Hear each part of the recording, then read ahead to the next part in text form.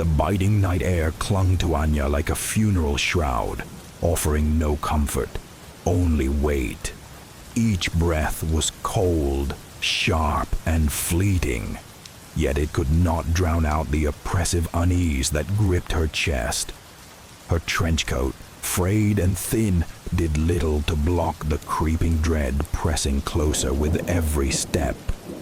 The narrow alleyways, usually alive with night vendors and idle conversations, were deathly still.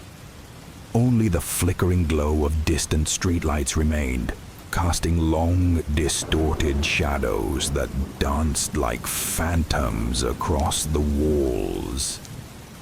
Anya walked faster, her footsteps echoing with an urgency that betrayed her growing fear. He was there.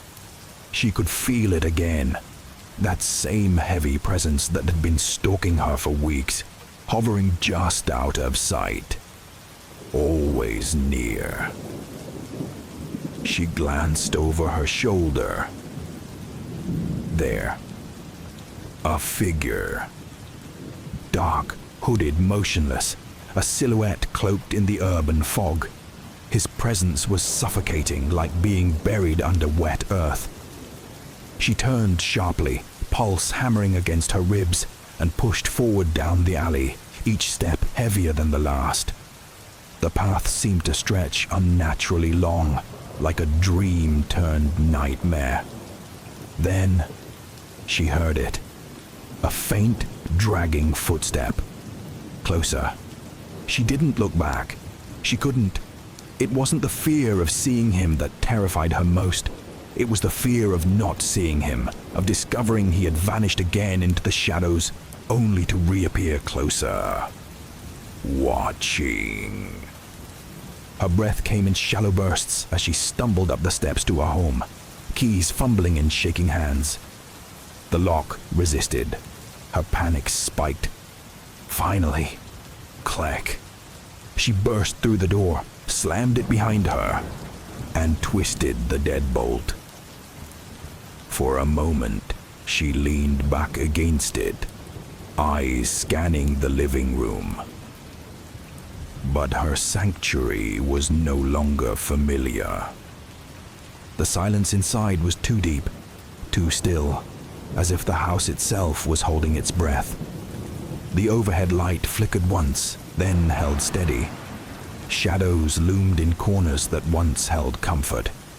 Even the mundane, a framed photo, a jacket draped over a chair, seemed twisted, unnatural. Her fingers still trembled as she crept toward the window, peeking through the blinds. Nothing. Just an empty street. But the feeling remained, that sensation of being watched. It was in the weight behind her eyes, the cold at the nape of her neck. She imagined him now, standing just beyond view, eyes fixed on her window, unmoving. The thought made her chest tighten. Then, crack. A sudden sharp noise from upstairs. She gasped, a scream barely stifled by her hand. Frozen, she strained her ears. Could it be the old house settling? Or something else? Something sentient? The quiet seemed to grow louder, the kind that swallows up sound instead of making it. Sweat slicked her skin. Every creak from above, every whisper of wind against the panes, was amplified into terror. Anya wanted to run. Or hide. Or vanish. But she was rooted to the floor, paralyzed by the invisible hand of fear curling around her spine. Then came the sirens. Piercing. Urgent. Real. The blaring sound tore through the silence, and with it, a flood of emotion. Hope, confusion, disbelief. Anya scrambled to the window again, and there they were. flashing red and blue, painting the street in surreal color. The nightmare was no longer private. It had spilled into the world. She rushed to the door and peeked through. The street was no longer still. Police cars lined the curb. Officers moved like shadows of their own. Flashlights sweeping the dark, radios crackling. A large black sedan was parked in front of her home, its trunk open and spilling over with forensic equipment. Yellow tape unfurled across her lawn like a warning or a promise. Even in the commotion, the fear remained. Her home, once a refuge, had been pierced by something primal and unknowable. And yet, in the flashing lights, there was safety, a kind of order, action, purpose. The police weren't just investigating. They were here for her. From the edge of the chaos, a figure emerged, tall, uniformed, resolute. His face was drawn but focused, eyes scanning her house with quiet intensity. When his gaze met hers, he gave a small nod. Not just acknowledgement, understanding. Then she saw him. The hooded figure. The man who had haunted her days crept into her nights, whose silence had roared louder than screams. He stood at the far end of her street. He was still, his posture stiff. He didn't flee. He didn't resist. He was just there, a statue of dread. Officers encircled him, voices calm but firm. The hood was pulled back. A face, real, human. But Anya could only stare. This was the source of her nightmares, the terror that had drained her soul. Seeing him now, flesh and bone, should have brought relief.